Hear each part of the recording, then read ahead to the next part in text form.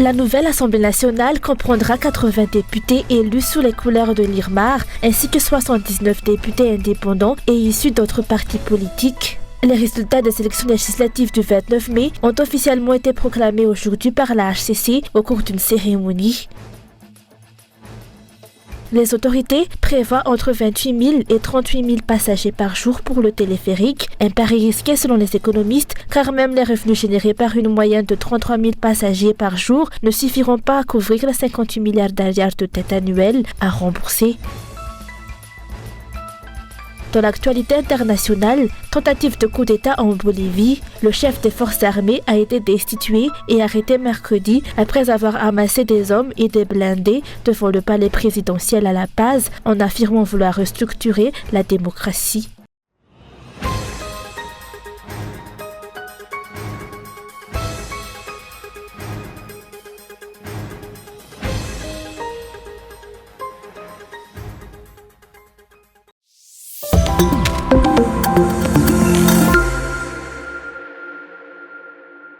La nouvelle Assemblée nationale sera composée de 84 députés élus sous les couleurs de l'IRMAR, 51 indépendants, 21 issus de la plateforme Fresakin, 4 du FEVOI et 1 du collectif, 1 du Parti vert et 1 du Parti GGMP. Tels ont été les résultats officiels proclamés par la Haute Cour constitutionnelle ce matin. 5 candidats déclarés vainqueurs par la CENI lors des résultats provisoires n'ont pas été reconnus comme tels par la HCC. Ce sont des candidats IRMAR qui ont été déclarés victorieux à leur place.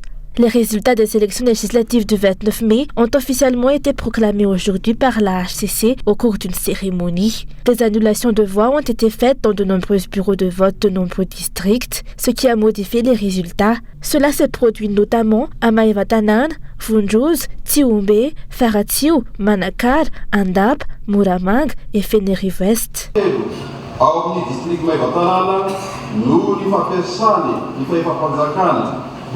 Dans le district de Maïvatanan, l'utilisation de l'autorité publique a permis l'accès d'un candidat aux infrastructures communales, créant ainsi une partialité entre les candidats. Cette situation a eu un impact sur la tendance du scrutin, notamment parce que le candidat numéro 3 a obtenu un nombre considérable de voix dans la commune rurale de Maïvatanan. En conséquence, 1906 des voix du candidat numéro 3 ont été annulées car obtenues de manière frauduleuse.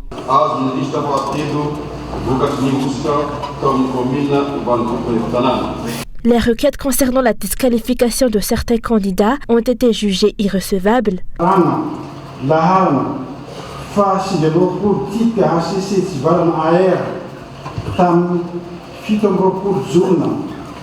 Décision numéro 29-HCC/AR du 27 juin 2024, rejetant les requêtes relatives aux élections législatives du 29 mai 2024 en raison d'un manque de preuves suffisantes ou de leur absence. Décision numéro 30-HCC/AR du 27 juin 2024, rejetant la demande de disqualification de certains candidats lors des élections du 29 mai dernier.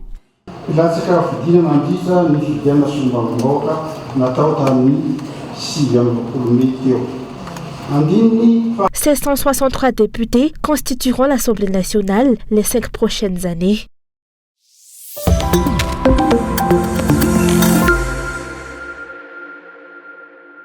La dette et les pertes que risque l'État malgache dans l'utilisation du téléphérique seront considérables, selon les économistes. Lors de la phase d'essai du téléphérique, le 26 juin dernier, Anja Dzweln a déclaré que la cible pour ce transport, avec un coût quotidien estimé à 3 000 AGH, étaient les individus de la classe moyenne. Selon les économistes, à Madagascar, la classe moyenne gagne environ 3 à 4 millions d'AGH par mois en tenant compte du coût de la vie actuelle.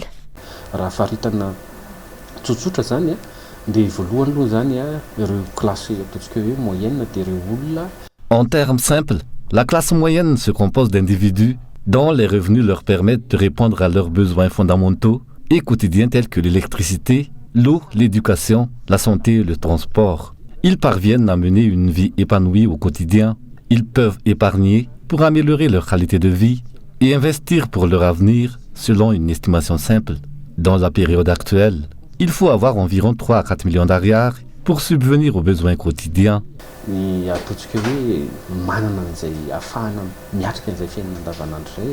raha amin'izao vanim-potoana iainantsika zao. Cette catégorie de personnes que les autorités espèrent attirer vers ce téléphérique est déjà peu nombreuse, voire inexistante dans le pays, a ajouté ce dernier. Hitantsika ihany koa fa rehefa mihabetsaka ny olona mahantra dia tsy hita ireo sokajin'olona izay. Lorsque la pauvreté augmente, la classe moyenne commence à disparaître. Les individus de cette classe, confrontés à la hausse du coût de la vie et aux difficultés économiques du pays, voient leurs revenus diminuer considérablement, ce qui les fait basculer vers la catégorie des pauvres. À cause des défis actuels, la distinction de la classe moyenne devient de moins en moins nette, laissant seulement une nette séparation entre les classes très basses et très élevées. Cette réalité se reflète dans la vie quotidienne.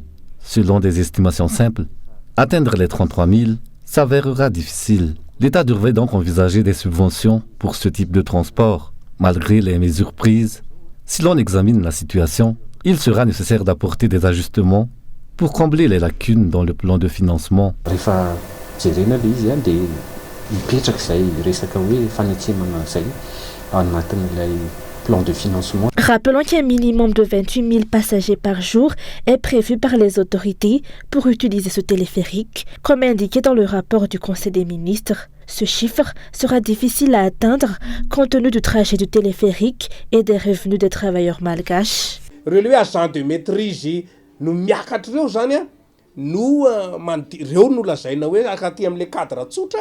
Les agents de maîtrise et plus peuvent être catégorisés dans la classe moyenne si l'on parle du secteur professionnel. Imaginons un travailleur gagnant environ 780 000 ARR par mois. Si le frais du téléphérique est d'environ 150 000 ARR par mois pour une personne, il lui reste environ 600 000 ARR après déduction de ce coût. Cette estimation ne prend pas en compte les frais supplémentaires pour se rendre jusqu'à l'arrêt du téléphérique si la personne habite un peu loin. Par conséquent, les dépenses en frais de transport pour ce travailleur seront d'environ 250 000 ARR à 300 000 ARR par mois.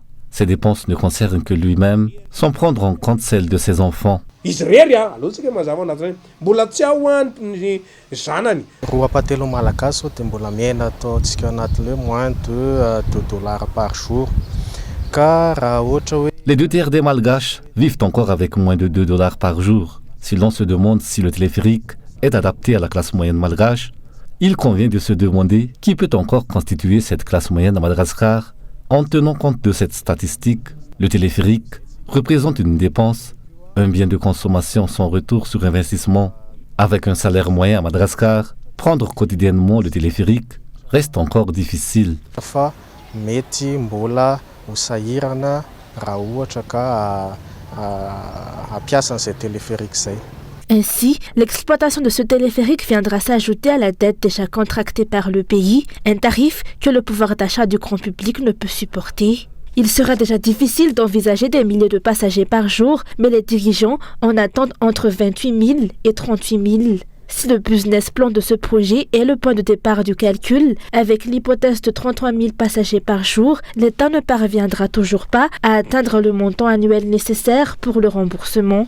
Ces 33 000 passagers génèrent 99 millions d'AGH par jour, soit environ 36 milliards AGH par an. Mais le remboursement annuel nécessitera 58 milliards AGH. En d'autres termes, il y a un déficit annuel de 22 milliards d'AGH qui devra être comblé par le trésor public. Ce déficit de 22 000 AGH représente le risque minimal calculé dans ce projet mal conçu. C'est pourquoi la transparence est essentielle, car c'est l'ensemble du peuple malgache qui en subira les conséquences. Ny voalohany indrindra aloha dia eo amin'ny hoe ny vola izay ampiasain'ny fanjakana amin'ny famerenana ny trosa ao anatin'io. Les moyens que l'État utilisera pour rembourser la dette liée à ce téléphérique devraient être clairement définis dans la loi des finances, avec des rapports annuels à ce sujet. Il est également essentiel d'informer régulièrement les Malgaches sur ce point, car c'est l'argent public qui est ici utilisé. La transparence dans la gestion est primordiale pour les citoyens, notamment en ce qui concerne les modalités de remboursement de la dette et les détails des accords relatifs à ce projet. Jusqu'à présent, l'identité de l'entreprise qui gérera le téléphérique n'a toujours pas été révélée, tout comme les détails de sa gestion. Ny détail na ny pitsopitsony amin'ny fomba fandraterahana ny fitantanana n'ilay orinasa.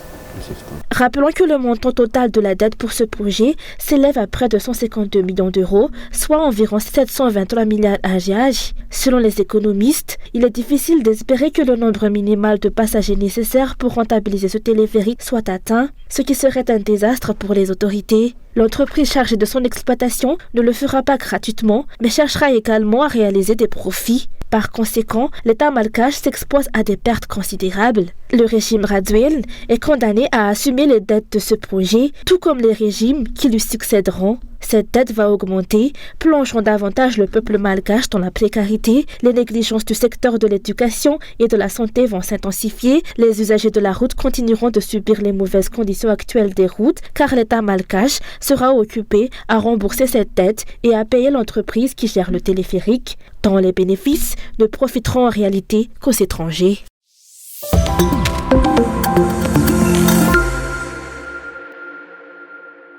Plus aucune initiative n'est prise pour réhabiliter et entretenir les chaussées de la capitale, endommagées et pleines de nids de poules.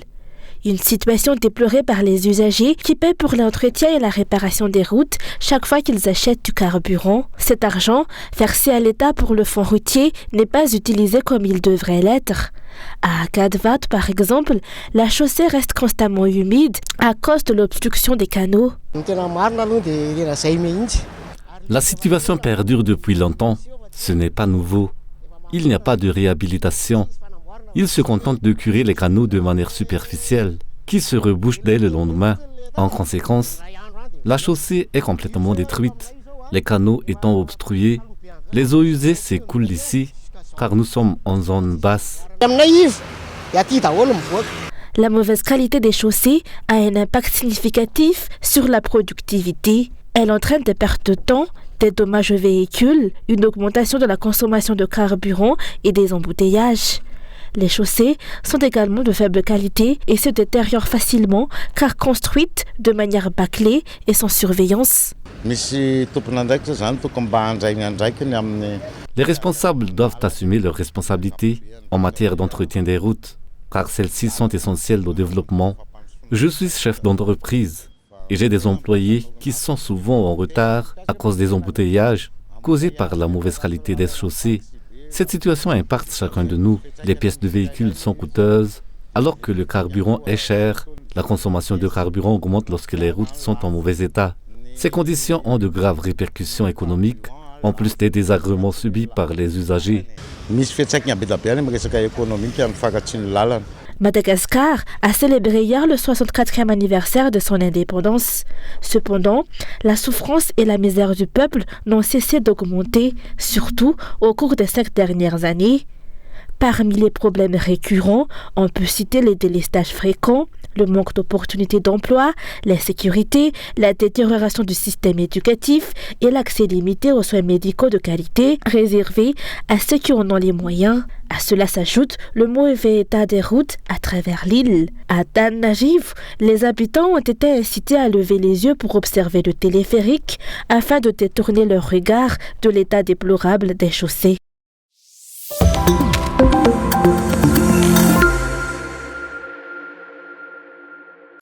Cette portion de chaussée menant de Faravouadj à Danaj s'est effondrée hier, pour la 3e fois selon les habitants.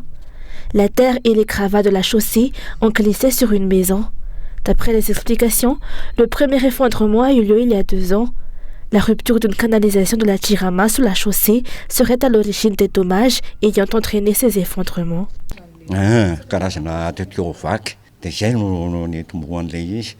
Les dégâts ont commencé par un tuyau cassé. Le premier effondrement a eu lieu il y a 2 ans de ce côté. Quelques mois plus tard, l'autre côté s'est également effondré. J'avais appelé un huissier pour constater l'effondrement et l'autre côté s'est effondré sous nos yeux. Une canalisation à haute pression s'est cassée, provoquant une fuite d'eau massive, ce qui a causé les dégâts. Cette famille a ainsi appelé les autorités à accorder une attention particulière à cette situation. Il s'agit d'une portion de chaussée fréquentée jour et nuit par des passants, ce qui constitue un danger pour la famille. Depuis 2 ans, la commune de Dananajiv et la Jirama se rejettent la responsabilité de la rénovation.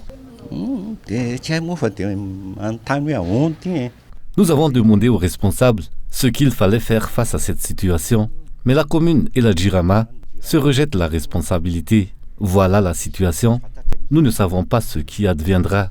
Nous avons pris des mesures pour éviter les dégâts. Regardez ce poteau, il est sur le point de tomber. Alors nous avons ajouté des cordes pour le maintenir à ce balcon.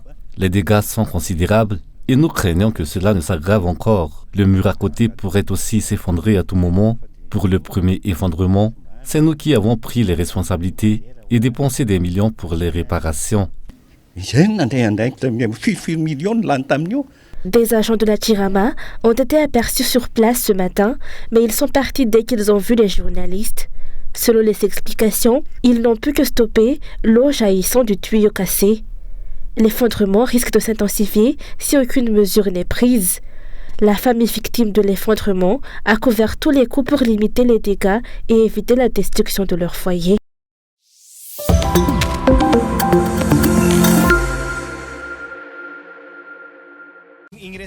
Un blindé de l'armée bolivienne enfonce une porte du palais présidentiel. Des militaires s'y introduisent pour tenter d'en prendre le contrôle. Tout a commencé mercredi en début d'après-midi. Des bruits de bottes aux abords de la place Murillo, symbole du pouvoir politique en Bolivie. À la tête de ces hommes, le général Zúñiga, qui n'est autre que le chef de l'armée bolivienne. Les forces armées ont l'intention de restructurer la démocratie pour que ce soit une vraie démocratie, pas seulement pour quelques-uns. Pour défendre le président qu'ils ont élu, des Boliviens tentent de s'approcher de la place Murillo, mais ne peuvent y accéder car elle est toujours sous le contrôle de l'armée. À l'intérieur du palais, le président Luis Arce et son gouvernement se sont barricadés. Le peuple bolivien est appelé aujourd'hui. Nous avons besoin que le peuple bolivien s'organise et se mobilise contre le coup d'État en faveur de la démocratie. Le chef de l'armée bolivienne était sur la sellette après avoir déclaré il y a 2 jours qu'il arrêterait l'ex-président Evo Morales s'il persistait à vouloir se représenter en 2025. Le général putschiste ne sera resté que quelques instants à l'intérieur du palais. En fin d'après-midi, le président Luis Arce rejoignait ses partisans sur la place Murillo. Il a aussi nommé 3 nouveaux chefs des armées, entérinant ainsi le limogeage du général putschiste qui a été arrêté.